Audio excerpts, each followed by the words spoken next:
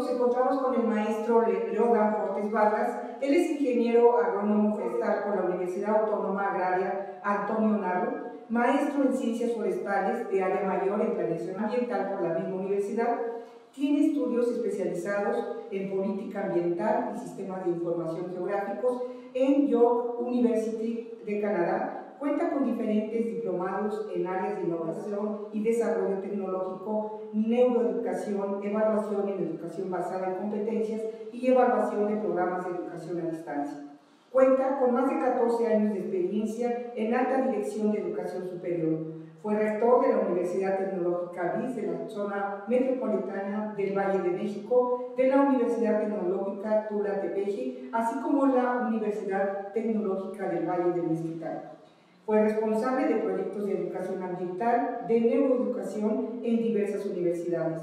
Fue funcionario federal en Semarnat, consultor ambiental para temas de cambios de uso de suelo, de planeación forestal, manejo de dunas, planes de desarrollo regional, manejo de áreas naturales protegidas en diferentes estados como son Coahuila, Zacatecas, Chihuahua, Veracruz, Ciudad de México, así como el estado de Hidalgo. Actualmente es presidente de Sustentabilidad, Acciones para la Vida, responsable de programas de fortalecimiento a estudiantes basados en neuroeducación. Ha sido conferencista y es conferencista de diversos temas tales como neuroeducación, integridad académica, responsabilidad social de las instituciones de educación superior ante el cambio climático y sustentabilidad, sistemas de gestión ambiental y de equidad de género, expectativas de la educación ante el sector energético, fortalecimiento de capacidades contra el hambre y cambio climático. Bienvenido, maestro. Gracias por participar con nuestro auditorio de Conciencia Política Ciudadana con el tema política ambiental en el marco de sustentabilidad. Bienvenido, gracias por participar. Muchas gracias. Bueno, pues es un gusto estar con ustedes aquí en el Colegio Libre del Estado de Hidalgo. Vamos a tener una pequeña plática, una charla, en donde quisiera que los temas fueran de mucha utilidad para ustedes, para los estudiantes de políticas públicas. Creo que este es un tema fundamental, quizás no nuevo, pero sí desde un punto de vista diferente a lo que comúnmente se trata en el punto de vista que se tiene del desarrollo sustentable. Vamos a comenzar.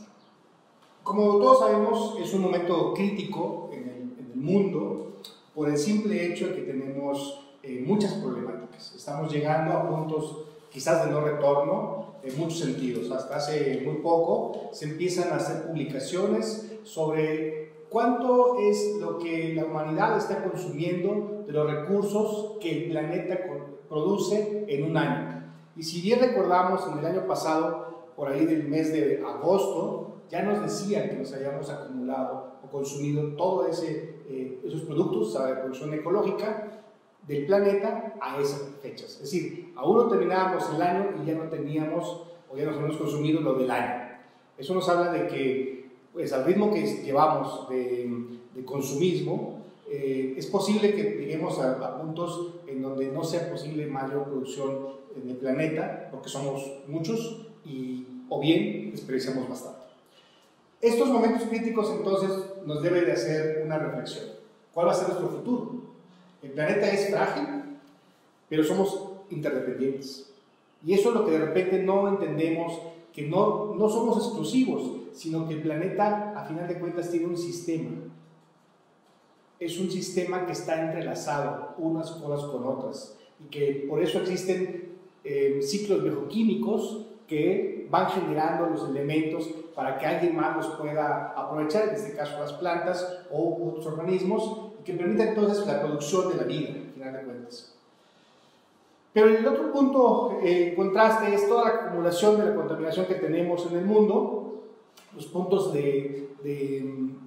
donde las partes más implicadas o los lugares en donde mayor contaminación existe, empiezan a surgir estudios muy interesantes y por lo pronto son alarmantes, en donde la exposición, lo que se demuestra es que la exposición acumulada al aire contaminado tiene efectos directos en las condiciones cognitivas del ser humano, es decir, en las capacidades cognitivas, ya sea en la dificultad del habla, ya sea en cálculos matemáticos, en diferentes esquemas o áreas de desempeño que tiene el ser humano. Y por supuesto también el hecho de que a la larga estas van deteriorando máxime a poder tener condiciones de menor desarrollo cognitivo. Eso debe ser más alarmante para todos nosotros. Pero también puede ser la causa, o puede ser una causa raíz de muchas de las cosas que estamos viviendo hoy en día. Bueno, entonces esos problemas ambientales y de desarrollo que tenemos en el mundo tienen que ser identificados, pero también actuados desde manera local. Por supuesto que hay muchas iniciativas, todo lo que significa después de Río, hoy Río más 20 y próximamente Río más 30, serán precisamente las condiciones o los acuerdos que los países firman para poder tener un mundo mejor, un futuro común se llamaba el eslogan. Sin embargo, también la ciudadanía debe de estar trabajando, porque no solamente es un hecho de autoridad o un hecho de gobierno, tiene que haber participación ciudadana si es que esto queremos que en realidad funcione, o para que esto pueda funcionar, los seres vivos tenemos que estar actuando, ¿no? En este caso los humanos tenemos que estar actuando en consecuencia y en coordinación con todo esto. Por eso es que debemos de trabajar desde muchos frentes hacia generar nuevas políticas públicas o nuevos esquemas en los cuales el nombre que se le ha dado a esa alternativa es la sustentabilidad. ¿Por qué tenemos que partir de un capital natural? Pues porque es lo que tenemos. Al final de cuentas, nuestros recursos son, o la vegetación o la biodiversidad, son eso, un capital natural que tenemos que estar cuidando. Yo mencioné al principio de que parecería ser que ya el capital natural lo empezamos a consumir. Si el capital que tuviéramos nosotros, ya lo empezamos a consumir. Y eso quiere decir que ya los rendimientos ya no son suficientes, ¿no? Para mantener a todos. Vamos a poner un ejemplo. Estas son las superficies en millones de hectáreas de la pérdida de vegetación primaria que se tiene tan solo en México. Y como podemos identificar, cada conteo que se tiene desde el año 76 hasta el año 2011, pues por supuesto que ha tenido una disminución importante, ¿no? En todos los momentos. Pero si nos damos cuenta, las selvas es quizás, no solamente porque tiene una superficie menor, sino porque es en donde mayormente se ha hecho un impacto tremendo.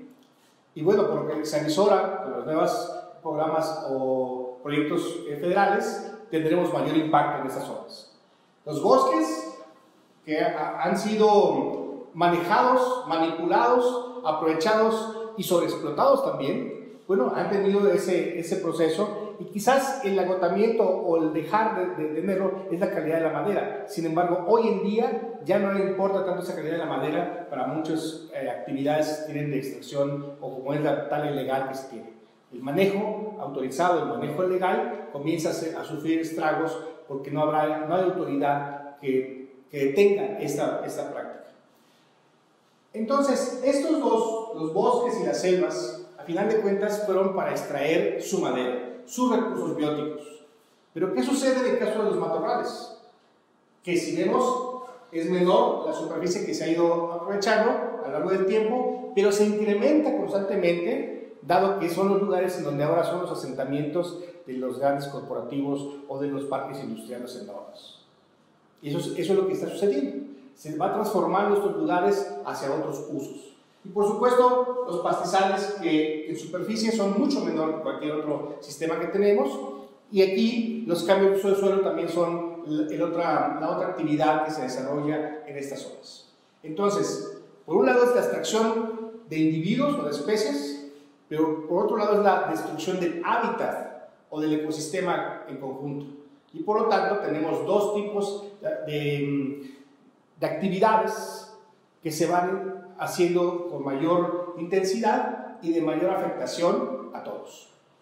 Si fueran solamente las especies, voy a poner un ejemplo que a lo mejor no les gusta a muchos, es el caso de la cacería. Si fuera solamente la cacería, por supuesto que ha habido casos erróneos, inhumanos inclusive, en los cuales se ha agotado una especie. Pero en otros momentos también la cacería ha permitido recuperar a las especies.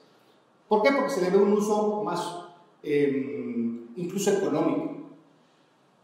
Si yo extraigo un animal, es como sacar un árbol. Vamos a poner un ejemplo así.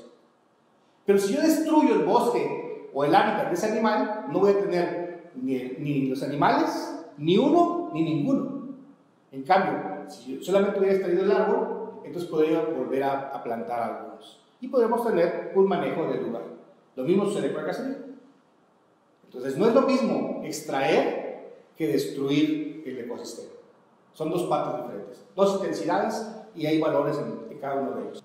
Esta es una pérdida de cobertura forestal por estado, está un poquito borrosa, pero bueno, la idea es que se identifique que tenemos bastantes, en todos los estados, independientemente del tamaño y de sus superficies, en todos están siendo afectados. Y vuelvo a insistir, no solamente porque tengan una extracción manejada, sino porque existe destrucción del ecosistema. Tal es así que en un mapa en donde si hubiéramos visto el potencial sería que todo esto fuera verde, todo esto fuera verde, todo esto fuera verde, hoy en día lo tenemos blanco. Quiere decir que son los remanentes, esos son los lugares de remanencia de los ecosistemas locales. Todo el norte, precisamente lo que te acabo de mencionar, todo el bosque, pronto el desierto chihuahuense y la península de Baja California, por ser matorrales, por ser zonas desérticas o semiáridas, pues ahora son otro tipo de usos. No es porque la gente esté ahí, de hecho, Baja California se mantiene porque casi no hay gente, y donde estamos, donde está esta parte, es donde la gente vive, los pueblos se desarrollan. Sin embargo, el resto del territorio va a ser afectado por establecerse ahí nuevas zonas de desarrollo inmobiliario o industrial. Y esto es lo que va a estar sucediendo. La península de Yucatán, desgraciadamente, es muy afectada, y recordemos por dónde va a trazar el nuevo tren. Estos remanentes, que son fragmentos de selva, se van a interconectar desde el punto de vista de una vía, pero pueden sufrir nuevamente fraccionamiento o fragmentación de esos mismos ecosistemas. Muchos han hablado del hecho de cuánto se invierte para recuperar sus bosques y selvas. Y esto ha sido, aquí está una gráfica que establece de los últimos 15 años, o más bien del año 2000 a 2015, que son estos datos, cómo se ha ido incrementando de manera impresionante las cantidades de recursos y de apoyos o de acumulación de hectáreas que se estuvieran apoyando. Hoy la meta son 2 millones de hectáreas, a través de un programa que no es manejado por las instancias que en teoría les correspondería, sino es una política, un cambio de la política hacia una mayor participación social desde el punto de vista de quién lo va a hacer. ¿Cómo se va a hacer? Eso es otro asunto. Y esto es lo que comentábamos ahorita. La mayor inversión está precisamente en el programa Sembrando Vida, con un monto de 5,000 pesos por persona, que es lo que estarían dando de manera mensual para mantener ese lugar de producción. Pero aquí hay muchas condiciones que vamos a hablar en la plática sobre los pros y contras que pueden tener esos programas, dado que tienen las reglas de operación no existen o no son claras, por un lado. ¿Cómo iniciar un nuevo proceso? Porque al final de cuentas, si lo que hemos estado haciendo está mal, pues no podemos seguir haciendo lo mismo y esperar un resultado diferente. Y eso lo dijo precisamente un gran matemático, como es Albert Einstein. Por lo tanto, hay que modificar el panorama. Y el paradigma en este caso es ese esquema tradicional. ¿Cómo hacemos las cosas y cómo nos tratamos? ¿Cómo hacemos las cosas y cómo nos tratamos? Esa es la parte fundamental. Las relaciones entre las personas deben de ser modificadas para que podamos trabajar mucho más en consecuencia de una confianza sobre un futuro común. Si esto no existe, seguiremos en la misma situación.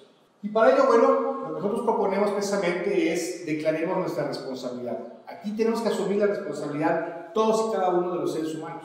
Porque nosotros tenemos, esto no es un tema de especialistas, nosotros tenemos 3 funciones como seres humanos en la vida.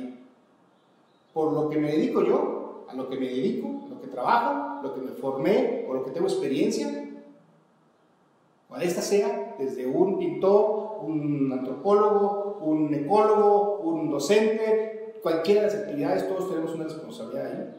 Y desde ese punto de vista podemos actuar en consecuencia. Por el papel que yo tengo dentro de mi familia, ya sea como hijo, como hija, como sobrino, como primo, como tío, como abuelo, como papá, como mamá, hasta como padrino, si ustedes gustan, si lo quieren hacer una extensión.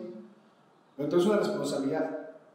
Y la tercera es por el papel que yo cumplo dentro de mi comunidad, porque no soy un ente aislado.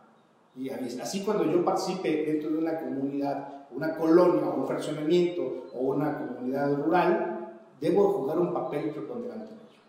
Tenemos tres responsabilidades entonces, por lo que yo me dedico, por el papel que juego en mi familia y en mi comunidad. Bueno, desde este punto de vista entonces tenemos que trabajar en estas tres responsabilidades, cuatro responsabilidades: el respeto hacia la naturaleza, la justicia social y económica, los derechos humanos universales y la cultura de paz. Son cuatro elementos en los cuales tenemos que estar abordando. La sustentabilidad no solamente se refiere al cuidado de los animales y de la naturaleza, tiene que ver con el desarrollo humano. Y para que esto pueda ser en armonía, tenemos que estar en estos preceptos. Bueno, entonces el desarrollo sustentable tiene como tal estos retos. Los retos, seguramente ustedes ya conocen y han visto este diagrama en el cual el desarrollo sustentable se refiere a una conformación de cuatro esferas de desarrollo, o que implica el desarrollo económico, o la esfera económica, la esfera social, la esfera ambiental. No puede haber un desarrollo solamente económico en pauperización de la naturaleza o bien generando mayor pobreza. No puede haber un desarrollo social exclusivo si es que no se depende de la naturaleza y si es que no se genera una economía favorable. Y tampoco puede ser proteccionista completamente de solamente conservar la naturaleza, sino de qué comemos, cómo vivimos los seres humanos. Entonces tiene que existir un equilibrio en esas tres esferas de desempeño en el desarrollo, o componentes de desarrollo. Precisamente, estos imperativos que tiene cada uno de ellos son los que nos van a permitir identificar áreas de oportunidad, o nos dan las áreas de oportunidad de desarrollo de nuestras actividades. Desde el punto de vista económico de la comunidad, los imperativos es aumentar la autosuficiencia local, la satisfacción de las necesidades básicas humanas, aumentar la equidad, garantizar la participación, la transparencia, eliminar la corrupción, usar tecnología apropiada. Desde el punto de vista del conservacionismo, los imperativos son respetar la capacidad de carga, conservar y reciclar los recursos, reducir los desperdicios existentes. Pero esto quizás no sea suficiente. En las comunidades debemos de identificar, o debemos de contemplar, que el desarrollo sustentable no es más que un calificativo al desarrollo. No debe ser así como un apellido o como un mote, sino que eso tiene que ver con la conservación de los ecosistemas, la viabilidad de un desarrollo sin agresión al medio ambiente y eliminar la brecha entre ricos y pobres. Tiene que haber estas tres condiciones para que podamos estar impulsando verdaderos desarrollos humanos. Lo ético, esto sería el equilibrio del ser humano consigo mismo, y lo ético de lo humano, que sería si estamos educados para ello. Aquí viene una pregunta importante: ¿qué papel va a jugar la educación, o qué papel juega la educación en todo este proceso? ¿Cómo lograr una verdadera libertad y una vida iluminada? Es una parte importante, porque de repente parecería que nuestra espiritualidad está de lado o no se toma en cuenta en ello, lo cual ha sido un error. Entonces, como mencionamos, ese entorno natural en equilibrio, o ese desarrollo social equitativo, o ese desarrollo económico que se deba de tener, no son suficientes, aun cuando tengamos un entorno urbano habitable, un entorno económico sostenible o un entorno social igualitario. Esto no es suficiente, hay que hacer entonces un replanteamiento de nuestros propios valores. Y es a donde mencionamos. El concepto de desarrollo sustentable empieza a modificarse, a incorporar tres esferas más, que son precisamente los que tendrían que ver con una mayor humanidad en ese sentido. Que son, a partir del económico, el ambiental y el social, hay que incorporar la parte política, que es lo que hace posible que las cosas sucedan en un entorno social, la parte cultural, que te dan, a final de cuentas, los valores por los cuales para ti es importante la vida, y la parte espiritual, que significará toda esa, también valores, pero sobre todo esa fe que puedas tú crear. No me refiero a una religiosidad, sino a una espiritualidad más allá de nuestro entorno o de nuestra actividad cotidiana. ¿Sí? Es el ser bien, el estar bien, es el desarrollo sustentable. Bueno, ¿cómo abordamos entonces con esta nueva perspectiva este desarrollo sustentable? Si tenemos problemas, hay recursos y hay soluciones entonces, ¿no? Los problemas ya los hemos o se han analizado de alguna manera, los conocemos, los discutimos. Los recursos que tenemos son estos tres nada más: los recursos naturales, los recursos tecnológicos, de sistemas de producción, pero sobre todo el recurso humano, si lo vemos desde el punto de vista del recurso. Y esto es precisamente lo que estaríamos hablando hacia el desarrollo sustentable. En esos recursos sociales y humanos tendríamos que estar estructurando, conceptualmente hablando, esta conformación entre la valoración de los servicios ecológicos, cuánto dependo yo realmente de lo que produce el planeta. Hasta suena paradójico, al final de cuentas, a veces podemos no valorarlos, sin embargo disfrutarlos, ¿no? Como el aire, como el agua. Esos son recursos que se producen en el planeta y por lo tanto nosotros no pagamos. Hace unos días, en esta pandemia que tenemos, hubo una anécdota que nos contó una persona. Estaba un señor ya grande, de edad, y que estuvo hospitalizado, fue intubado. Afortunadamente él se recupera, se sobrepone a todo esto, lo que pudo haber sido fatal.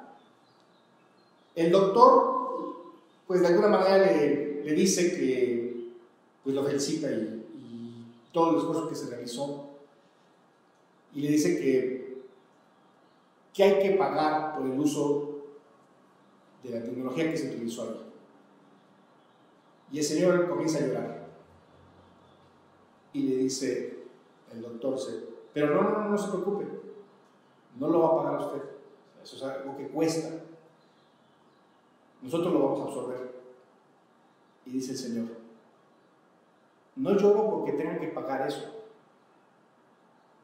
tengo 79 años, lloro porque si nunca pagué el aire que respiraba, ahora que estaba yo en pleno peligro de muerte, sí tenía que pagar por muy poco tiempo.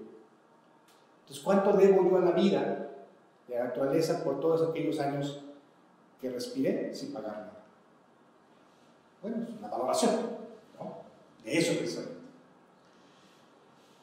En este esquema, la educación y la formación tiene que ser diferente también.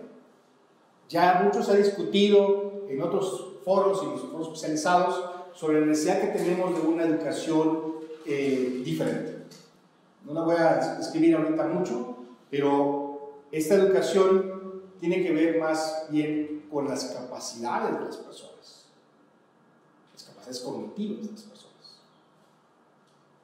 Yo difiero o hago una parte de separación, por supuesto. Casi siempre decimos, vamos a educar a alguien, ¿no? Y dices, bueno, ¿qué significa realmente educarlos?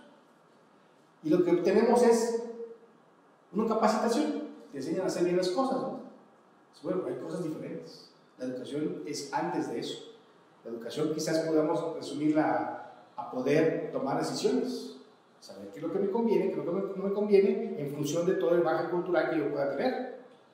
Y después de que yo decido hacer algo, entonces vendrá una capacitación, ¿no? Bueno, pero de alguna manera tiene que ser diferente esta educación. La participación ciudadana, por supuesto, que debe ser diferente. Hemos sido muy pasivos y a veces, cuando no valoramos las condiciones que tenemos en un estado, país, en un lugar, nuestra no participación puede ser mucho más costosa una vez que no ejercemos ello. La ética y cultura de la sustentabilidad tiene que ver con esto. Las políticas en legislación, la planificación familiar, el conocimiento indígena, la valoración de género, instituciones y organizaciones, todo esto es lo que tenemos que poner en un nuevo contexto de los recursos sociales y humanos para impulsar ese desarrollo sustentable. Es decir, no solamente debemos hablar en lo general, sino tenemos que estar prácticamente trabajando con los grupos sociales que están presentes en el sitio, no solamente en un estado en general.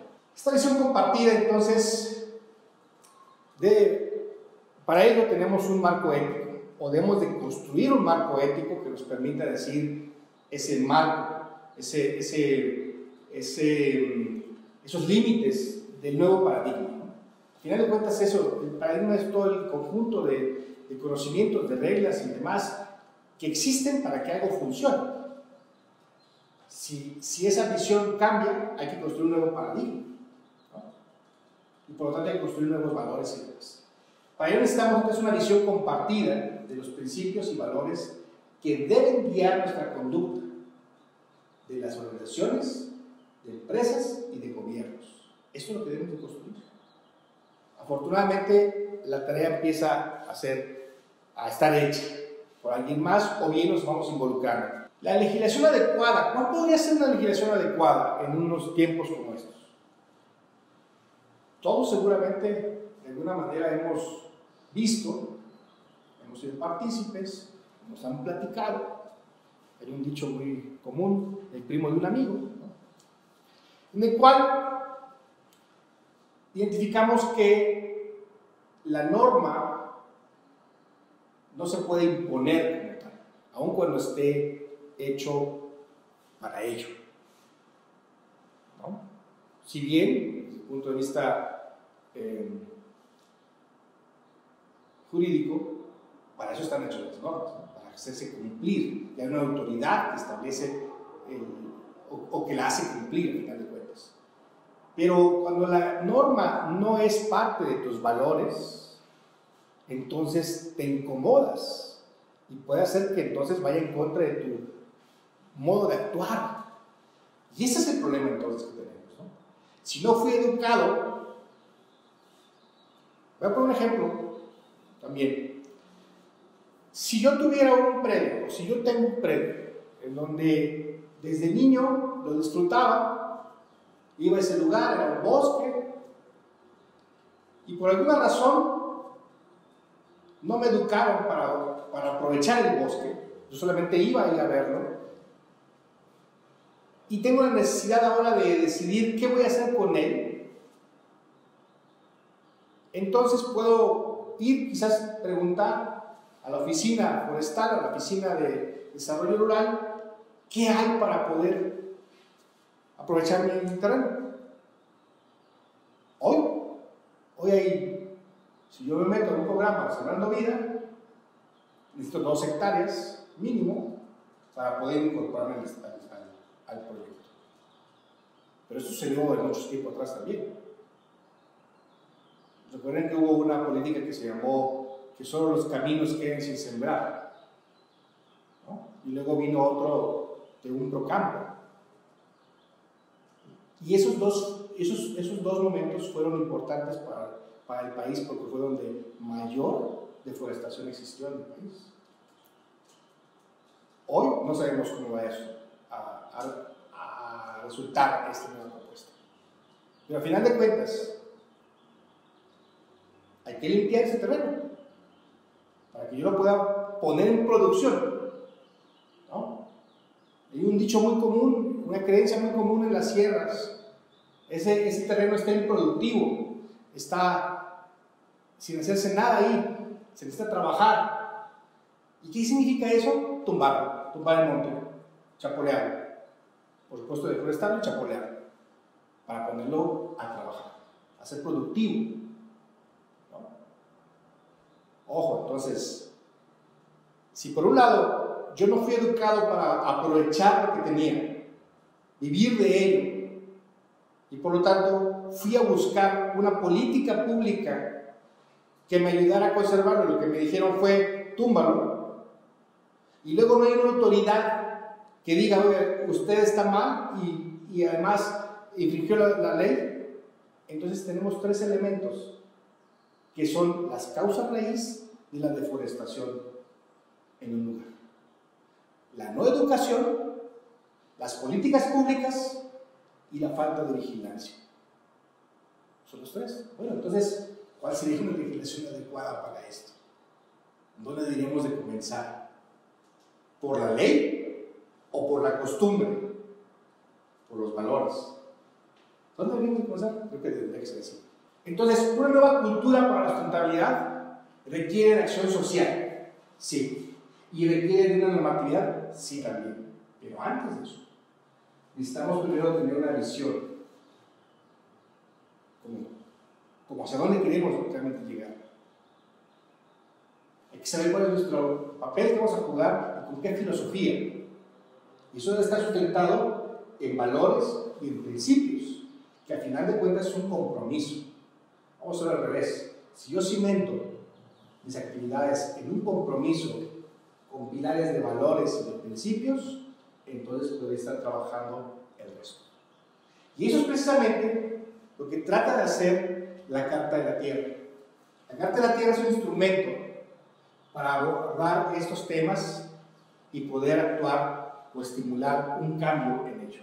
El reto en realidad es examinar nuestros valores, escoger el mejor camino que nos va a llevar a esa visión, esa misión que nos hemos identificado. Nos hay que hacer una comunidad diferente, un objetivo común o un futuro común. Si ese objetivo y esa parte común de aspiración no existe, cada quien va a llegar a su propio destino. Ahí es donde tenemos una parte más complicada. La Carta de la Tierra entonces nos hace un llamado a buscar un terreno común, un objetivo común, dentro de nuestra propia diversidad. No quiere decir que todos seamos iguales, sino que los valores pueden ser que busquemos el bien común y acoger una nueva visión ética que se pueda compartir, que pueda ser, estemos de acuerdo todos, por un número creciente de personas en muchas naciones y culturas alrededor del mundo. Esto es lo que se ha venido trabajando a lo largo de casi 20 años. Estamos por celebrar los 20 años de la publicación de Carta de la Tierra, que es un instrumento que se ha ido construyendo por la sociedad civil alrededor del mundo, intelectuales, académicos, exdirigentes de países, artistas, etcétera, que se ha ido construyendo y que deben de hacer el acompañamiento hacia lo que han sido los acuerdos gubernamentales. Es decir, es un instrumento que permite formar sociedad para poder llegar a cumplir todo ello. La naturaleza sistémica de la Carta de la Tierra es esta. Son 4 pilares con 16 principios entre todos. El primero es el respeto y cuidado para la comunidad de la vida. No hablamos nada más de la naturaleza, hablamos de la comunidad de la vida. Pues. El segundo es la integridad ecológica. El tercero es la justicia social y económica. Y el cuarto es la democracia, no violencia y paz. A final de cuentas, al conjuntar esto, tenemos oportunidad de generar una integridad para el desarrollo del ser humano y de nuestro planeta, de nuestro ecosistema. Bueno, entonces el replanteamiento de nuestros principios y valores tiene que ver precisamente con esa condición necesaria. Es un punto de partida, eso es necesario que lo podamos hacer. Hay que trabajar más, cada vez más, en ese cambio o afirmación, más que cambio, afirmación sobre los valores que cada ser humano está adquiriendo. Desde el punto de vista económico, ambiental, social, político, espiritual, cultural, esto es lo que tenemos que incorporar de manera integral, no unos primero y otros, el mismo peso de la ecuación para hacer bien y estar bien. Entonces, lo primero que hay que hacer es volver al cuerpo. Y si no estamos en contacto con nuestro cuerpo, no estamos en contacto con la tierra, ¿no? Al final de cuentas es una parte filosófica importante. Yo debo estar más ligado a esto. Este es un pequeño video que me gustaría compartir con ustedes. Es un video que se editó en la Procuraduría Ambiental y de Ordenamiento Territorial de la Ciudad de México y después fue presentado el año pasado también en un congreso mundial de International Project Management Association, de donde el colegio esperemos que sea parte muy pronto de ello. Y en este congreso fue precisamente de incorporar la sustentabilidad en la dirección de proyectos. Adelante.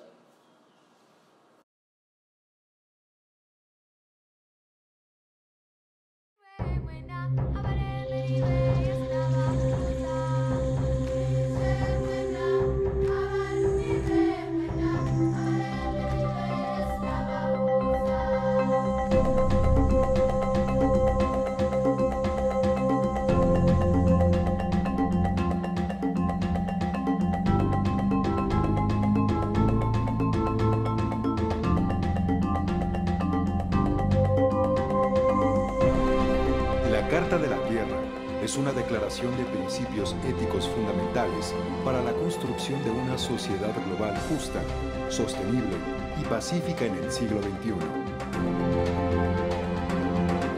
La Carta busca inspirar en todos los pueblos un nuevo sentido de interdependencia global y de responsabilidad compartida para el bienestar de toda la familia humana, de la gran comunidad de vida y de las futuras generaciones.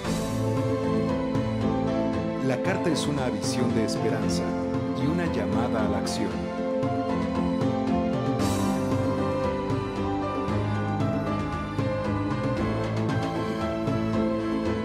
Principios. Respeto y cuidado de la comunidad de la vida. Principio 1. Respetar la tierra y la vida en toda su diversidad.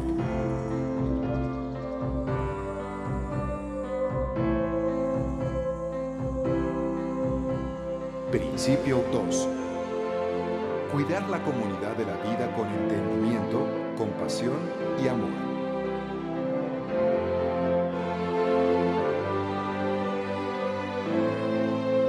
Principio 3. Construir sociedades democráticas que sean justas, participativas, sostenibles y pacíficas. Principio 4. Asegurar que los frutos y la belleza de la tierra se preserven para las generaciones presentes y futuras.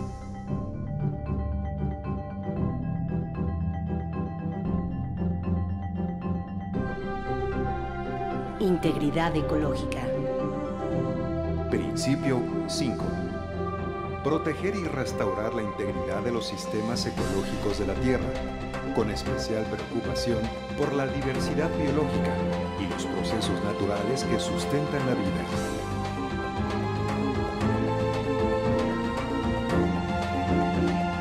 Principio 6.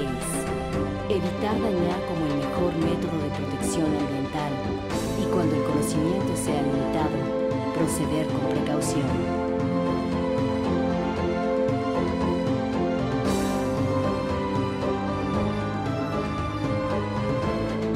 Principio 7. Adoptar patrones de producción, consumo y reproducción que salvaguarden las capacidades regenerativas de la tierra, los derechos humanos y el bienestar comunitario.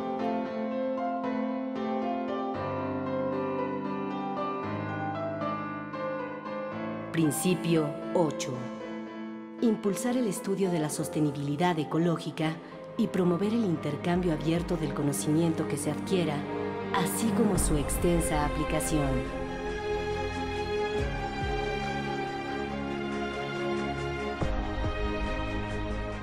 Justicia social y económica. Principio 9. Erradicar la pobreza como un imperativo ético, social y ambiental.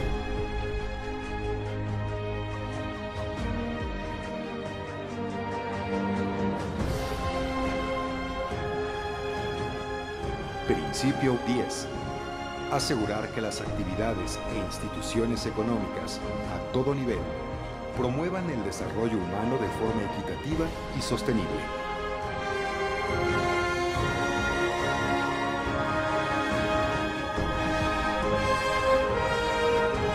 Principio 11. Afirmar la igualdad e imparcialidad de género como prerequisitos para el desarrollo sostenible y asegurar el acceso universal a la educación, al cuidado de la salud y a la oportunidad económica.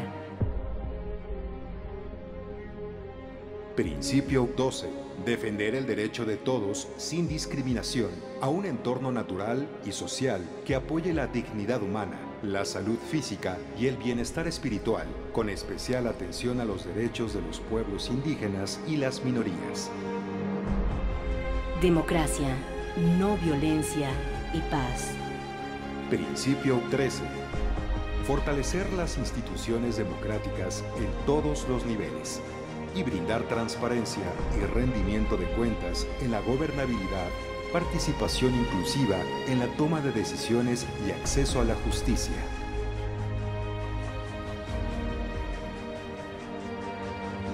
Principio 14. Integrar en la educación formal y en el aprendizaje a lo largo de la vida las habilidades, el conocimiento y los valores necesarios para un modo de vida sostenible.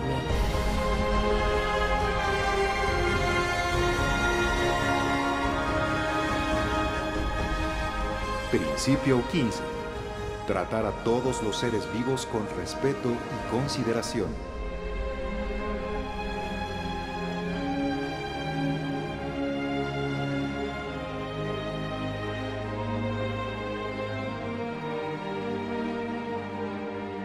Principio 16. Promover una cultura de tolerancia, no violencia y paz.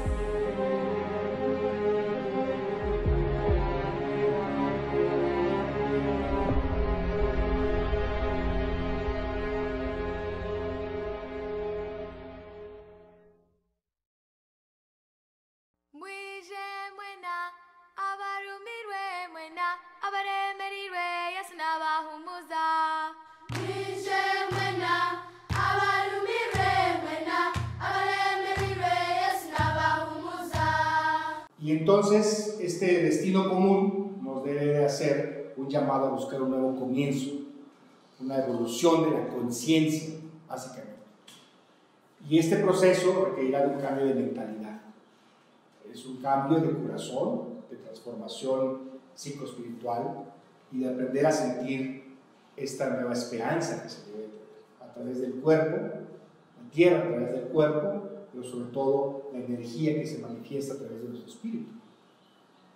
Hay que comprometernos, debemos de comprometernos a que este marco ético lo podamos poner en práctica y que sea alcanzado pues, por la población. Al final de cuentas es que somos todos los que debemos de actuar en esto. Nos quedan dos posibilidades: arriesgarnos a la destrucción de la humanidad y la diversidad de la vida, o formarnos como sociedad global para cuidar la tierra y que los seres humanos nos cuidemos. Entonces, si este es el caso, nuevamente debemos de ser más íntimos, más espirituales, que generar una nueva forma que una vez que hemos cubierto las necesidades básicas, el primer reto quizás para muchos será precisamente crear estas condiciones para tener las necesidades básicas. Y a partir de ello, entonces, el desarrollo humano debe orientarse más hacia la parte espiritual. Primeramente, hacer más, no a tener más, ¿no? Hay una parte donde vamos acumulando cosas, ¿no? Vamos acumulando cosas. Y entonces la paradoja es, ¿debo de ser o debo de tener?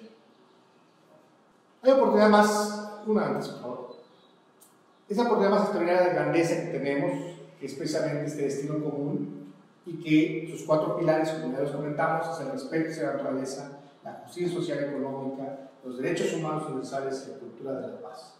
Debemos de cambiar ese entorno, ese rumbo, y simplemente nos tenemos que transcurrir hacia una nueva conceptualización de lo que sería nuestro propio desarrollo. Una sociedad pasiva provoca algo que es una palabra muy fuerte para nosotros. Una sociedad pasiva es una sociedad mediocre, pero una sociedad activa es una sociedad competitiva. Y la competitividad es lo que estaríamos buscando. Tú eres responsable de tu espacio interior, pero en el colectivo también eres responsable del planeta. Tenemos que encontrar esa parte en donde identifiquemos las necesidades que tendríamos como individuos que nos satisfagan, pero también en conservar en conjunto el planeta. Cuando los seres humanos limpiemos la contaminación interna, también dejaremos de generar contaminación externa. Bueno, esta parte de la visión, del proceso de visión de la fórmula psicoespiritual va de la conciencia, la energía, que se genera una realidad. Al final de cuentas, la movilización de la Carta de la Tierra permite esta parte.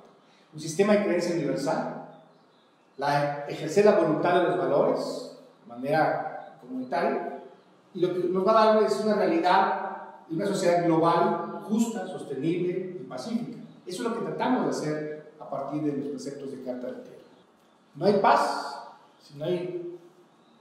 sin justicia e igualdad. No hay paz sin amor y compasión por uno mismo. No hay paz sin respeto a la fuente que nos provee la vida, y no hay paz sin perdón. La pregunta es, ¿mis conductas son generadores de bienestar, de paz, de equilibrio, de sustentabilidad, de armonía, o bien siembran dolor, angustia, desconsuelo, insustentabilidad, desequilibrio? Quizás esto no lo hagamos de manera consciente o a propósito, diríamos nosotros. Sin embargo, tenemos que estar haciendo una mayor reflexión si lo que yo voy a emprender, si lo que yo voy a llevar a cabo va a provocar esto en alguien más. Y entonces tendríamos que estar identificando si mi proyecto, si mi propuesta debe de continuar. Es algo muy importante. Si los gobiernos, si los tomadores de decisión, si en la vida personal o en la vida empresarial tomamos Carta de la Tierra como nuestro marco ético y nos preguntamos si para cada uno de esos 16 principios mi proyecto es adecuado, entonces estaremos en un extraordinario proyecto. Si no es así, o lo mejoramos, o bien estamos generando un proceso que va en contra de lo que sería el desarrollo. Es una referencia. Es una referencia para tomar decisiones en el marco de la sustentabilidad. Y es necesario retomar esto que hasta hace muy poco tiempo, desde los gobiernos inclusive, se impulsaba lo que es la sociedad del conocimiento. Para la Organización de los Estados Americanos, es el tipo de sociedad que se necesita para competir y tener éxito frente a los cambios económicos, social, ambiental y políticos del mundo moderno. Sí. Hay que preparar la sociedad para que pueda enfrentar todo eso. Pero la identificación es que se refiere a la sociedad que está bien educada, educación primero, que se basa en el conocimiento de los ciudadanos, no en conocimiento menor. Y no solamente el conocimiento que nos dan en la escuela es el único válido. Todos los conocimientos contribuyen para impulsar la innovación, el espíritu empresarial, el dinamismo de su economía, llegaríamos bajo los principios y criterios de la Carta de la Tierra. Si esto lo logramos hacer, entonces la sociedad podemos estar formando hacia la sustentabilidad. Bueno, a partir de la propia conciencia, seamos portadores de semillas de sostenibilidad y de paz, que las semillas de la sostenibilidad y paz se encuentren en territorios fértiles, que crezcan acompañadas de un sol con amor, que al florecer curen heridas mediante el perdón y la reconciliación. Esto trasciende a solamente la parte mercantilista, a solamente la parte existencialista que tenemos como sociedad hoy en día. Es un ejemplo que quiero poner, es un pequeño video, que como una administración municipal, al adoptar la Carta de la Tierra como un eje rector de su administración, ellos cómo lo visualizaron y qué es lo que pudieron lograr a través de una administración municipal. Como podemos rescatar, es posible llevar a la práctica esos principios y valores de Carta de la Tierra en el contexto de la sustentabilidad como un marco de referencia para la vida, pero sobre todo para diseñar las nuevas políticas públicas. Eso es algo fundamental, el que cualquier persona que quiera emprender cosas debe de tener ese marco ético de referencia que le permita incluso jugar con las variables para poder acercarse cada vez más al cumplimiento de esos 16 principios. Eso nos dará mucho mayor oportunidad de decir, tengo un proyecto estratégico de vida que puede ser impulsado para implementarse. Yo les agradezco muchísimo la atención prestada, me voy muy contento, también esta presentación de manera muy contenta por contribuir de alguna manera con la formación que tienen todos ustedes.